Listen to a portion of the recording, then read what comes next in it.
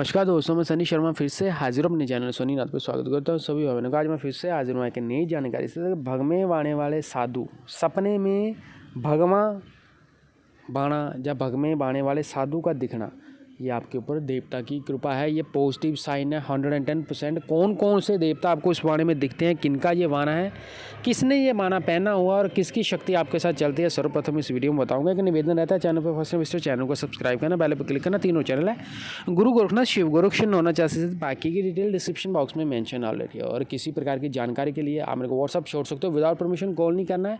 मेरा काम सनातन धर्म, हिंदू धर्म और नाथ संप्रदाय का प्रचार करना है। सनातनी हो तो नाथों की ही सेवा करते हैं और नाथों का ही रास्ता बताते हैं। मेरा काम जानकारी देना, किसी व्यक्ति को, किसी धर्म को या किसी भी बोलते ना स्त्री पुरुष की मान मर्यादा को रखते हुए यहाँ पे वीडियो बनाते, किसी के मन को ठेस पहुँचाना मेरा कार्य नहीं है। मैं जो जानकारी देता हूँ पूर्ण रूप से गुरु सनिध में करनी है आपने, या जानकारियों के अंडर रहते हुए करनी है। और अथवा मेरे द्वारा की क्रियाएं करने से पहले मेरे धुने पर अरदास लगानी है, मेरे साथ बातचीत करके करनी है, चाहे कोई मंत्र हो, चाहे तंत्र हो, चाहे कुछ भी हो। विदाउट परमिशन नहीं करना, क्योंकि किताबी ज्ञान और गुरुमुखी ज्ञान में बड़ा अंतर होता है। बिना गुरु के आप कभी भी सक्सेस नहीं हो पाओगे। इंटरनेट की दुनिया में कोई मेरा गुरु है, कोई चेला, कोई गुरु नहीं है। ज़्यादा इन्फॉर्मेशन के लिए हमारे पेड ग्रुप में ऐड हो सकते हैं, जिसकी प्रमाण फीस 1150 है।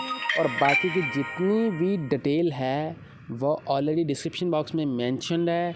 और आप जो लोग मिलना चाहते हैं मेरे साथ, वो रोहतक में मिल सकते हैं। तो मैं आपको जब तक मैं यहाँ पे बैठा हूँ मिल सकते हैं, मेरे को एक समय अवधि बता दी जाएगी। तो बाकी की जितनी डिटेल है वो ऑलरेडी मेंशन है और आप देख लेना।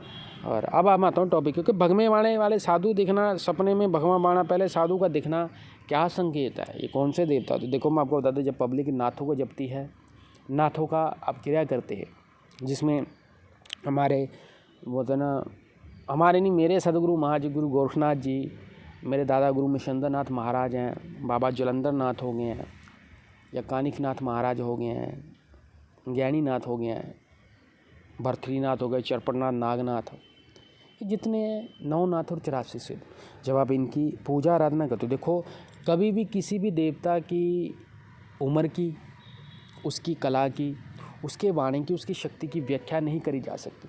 किताब बुक्स सिर्फ आपको उसकी आकृति देती है, उस चीज़ का आकार देती है, अथवा उसके जीवनी कैसे है। क्योंकि जितनी भी बुक्स हैं, जितना भी ज्ञान है, हमने वहीं से प्राप्त करा है या गुरुमुखों से प्राप्त करा है। क्योंकि जब हम स्टडी करते हैं किसी चीज़ के लिए, तो उस स्टडी में जो जो चीज़ हम पढ़ते हैं, तो वैसे ही हमारे माइंड में वो चीज़ क्रिएट होती जाती है, यानी कि वो चीज़ें हमारी बनती जाती हैं। तो जब वो चीज़ें प्रॉपर रूप से बनती हैं, तो वो चीज़ें हमें सहाय करती हैं। जब हमें स्वप्नों के माध्यम से वही चीज़ें दिखती हैं, तो हमारा माइंड में कहीं ना कहीं वो चीज़ याद आती है कि हमने ये चीज़ पढ़ी है, इसकी स्टडी कर रखी है और हमें वही चीज़ दिख रही है।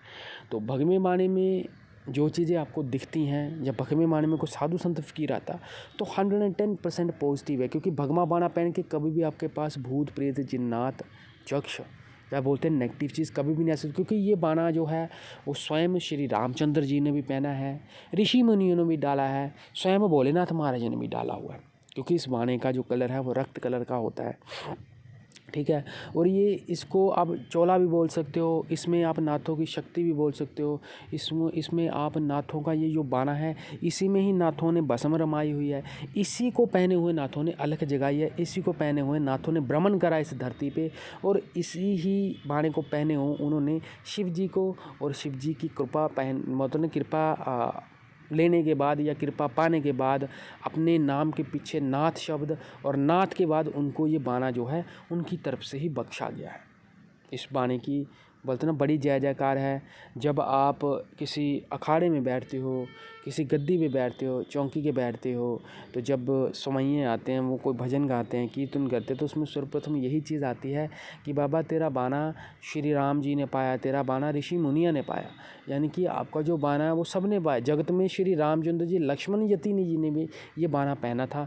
जब श्री रामचंद्र जी ने उनको बोला था कि आप गुरु गोरक्षनाथ, क्योंकि लक्ष्मण नाथ जो उनका नाम पड़ा था, वैसे तो इनका जो नाम है, मैं आपको बताऊँ 9 नाथों के जब आप ग्रंथ पढ़ोगे तो उनमें इनकी पूर्ण रूप से वो व्याख्या मैं यहाँ पे नहीं करूँगा, वीडियो बहुत लंबा हो जाता है। भगवे वाले साधु संत फकीर उनको दिखते हैं जिन लोगों के ऊपर नाथों की कृपा होती है। 9 नाथ 84 सिद्ध। हर एक नाथ ने भगमा चोला पहना हुआ, भगमा धारण करा हुआ, लेकिन कुछ नाथ ऐसी वे जिन्होंने सिर्फ लंगोट ही पहना है। तकरीबन 99% जो आपको लंगोट दिखाई देगा वो आपको वो बोलते हैं कि रेड कलर का ही दिखाई देता है, और उसके अलावा अदर अगर दिखाई देता तो भगवे कलर का दिखाई देता। जिनमें कुछ नाथ ऐसे हैं जो छोटी छोटी उम्रों में ही बोलते हैं उस भोलेनाथ की अपार कृपा पा गए हैं, सदगुरु महाराज की अपार कृपा पा गए हैं। अपने गुरु महाराज बोलते हैं कि गिरनार पर्वत पर बैठी हुई त्रिमूर्ति बोल सकते हैं, दत्तात्रेय महाराज हो गए हैं, भोले शंकर, ब्रह्मा विष्णु महेश, इनकी जितनी कृपा पाने के बाद छोटी छोटी उम्र में ही जो अपना वो चोला छोड़ गए हैं, तो वो लंगोट में ही उन्होंने समय व्यतीत करा है। जितने भी ये नाथ हैं, जितनी भी इनकी क्रिया है, जितनी भी इनकी प्रक्रिया है, जितनी भी इनकी जो माया है, सारे इनके वाणी में। क्योंकि जब किसी के ऊपर सवारी बुलाई जाती है, कुछ लोग मानते हैं सवारी होती है, कुछ लोगों को लगता है कि नहीं होती है। नाथ संप्रदाय में कुछ योगी ऐसे हैं जो नहीं मानते हैं कि सवारी वगैरह नहीं होती है, पर लेकिन जैनों में उसका उत्तर मैं देना चाहता हूँ। सवारी चूँकि देखो एक सरूर होता है, एक हवा का झोंका होता है, उस टाइम बंदा उस लहर में आ जाता है। सवारी चौकी पढ़ने के बाद बंदे का जो सिस्टम होता है पूर्ण रूप से बोलते हैं ना कि उस चीज़ का प्रवेश कर जाता है। अंदर से वाणी चलती है, जो वाणी चलती है क्योंकि शब्दों का ही सारा खेल है।